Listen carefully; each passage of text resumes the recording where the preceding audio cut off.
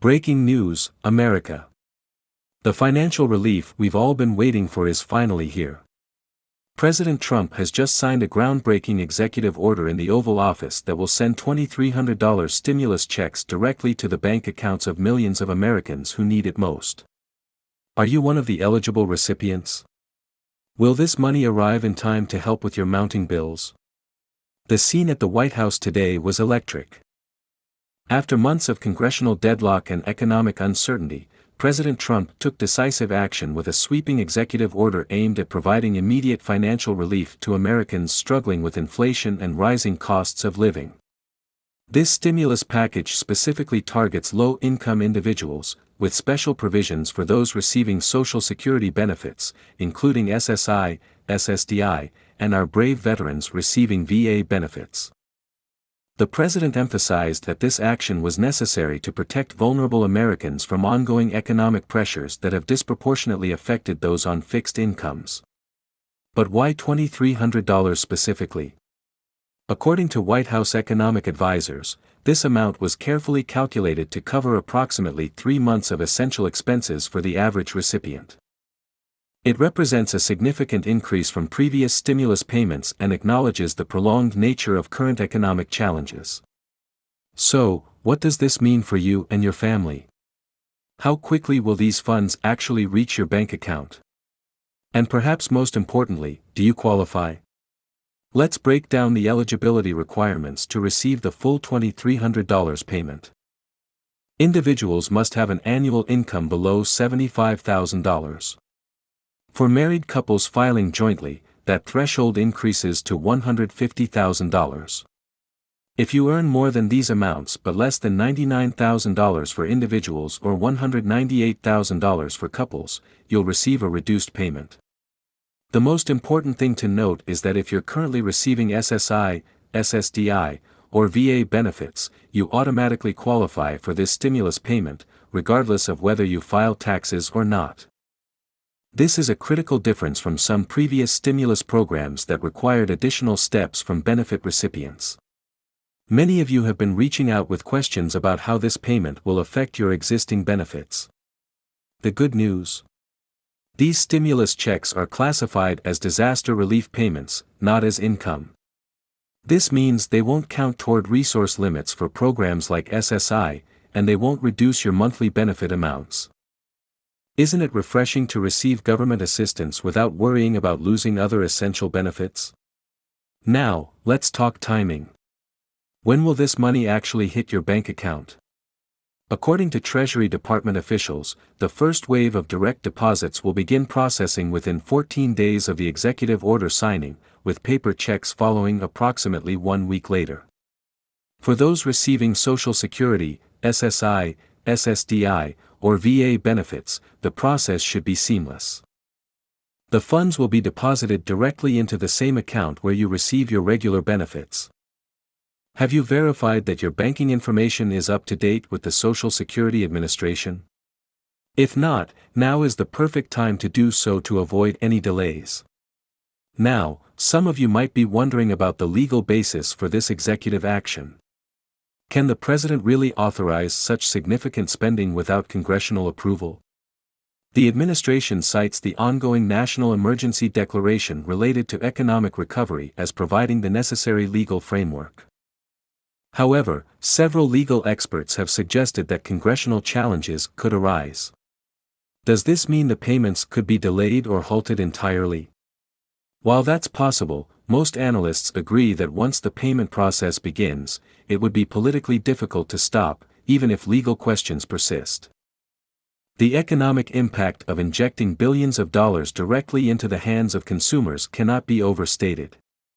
Financial analysts project that this stimulus could provide a much-needed boost to local economies as recipients spend on necessities like food, housing, utilities, and healthcare. Have you considered how you'll use your payment? While many will need to address immediate needs and outstanding bills, financial advisors suggest setting aside a portion for emergencies if possible, especially given the uncertain economic outlook. And for those concerned about potential tax implications, Treasury officials have confirmed that these payments will not be subject to federal income tax. This means the full $2,300 is yours to keep and use as needed. However, state tax treatment may vary, so it's worth checking with local tax authorities or a tax professional if you're uncertain about state-level implications. Let's address some common questions that have been flooding my comments section since this news broke. First, what about dependents? Unlike some previous stimulus programs, this executive order does not include additional payments for dependents. The focus is specifically on providing relief to individual benefit recipients. Second, what if you've recently applied for benefits but haven't started receiving them yet? According to administration officials, anyone approved for benefits by the date of the executive order signing will qualify for the stimulus payment, even if they haven't received their first regular benefit payment. Another frequent question concerns retirees who don't receive SSI, SSDI, or VA benefits but do receive regular Social Security retirement benefits. The good news is that you're included as well. All Social Security recipients who meet the income requirements will receive payments. What about recent changes to your situation? If you've had significant life changes since filing your last tax return, perhaps you've retired, become disabled, or experienced a substantial income reduction, how will this affect your eligibility? The Treasury Department has indicated that they'll primarily use 2023 tax returns to determine eligibility, but there will be an appeals process for those whose circumstances have significantly changed. The timing of this stimulus payment coincides with increasing financial pressure on households nationwide, with inflation affecting everything from grocery bills to housing costs. Many Americans living on fixed incomes have been forced to make increasingly difficult choices. Have you found yourself choosing between filling prescriptions and putting food on the table? Or perhaps you've been delaying necessary home repairs or medical procedures due to financial constraints? These are exactly the situations this stimulus payment aims to address, providing breathing room in tight budgets. Critics and supporters alike have been vocal about this executive action.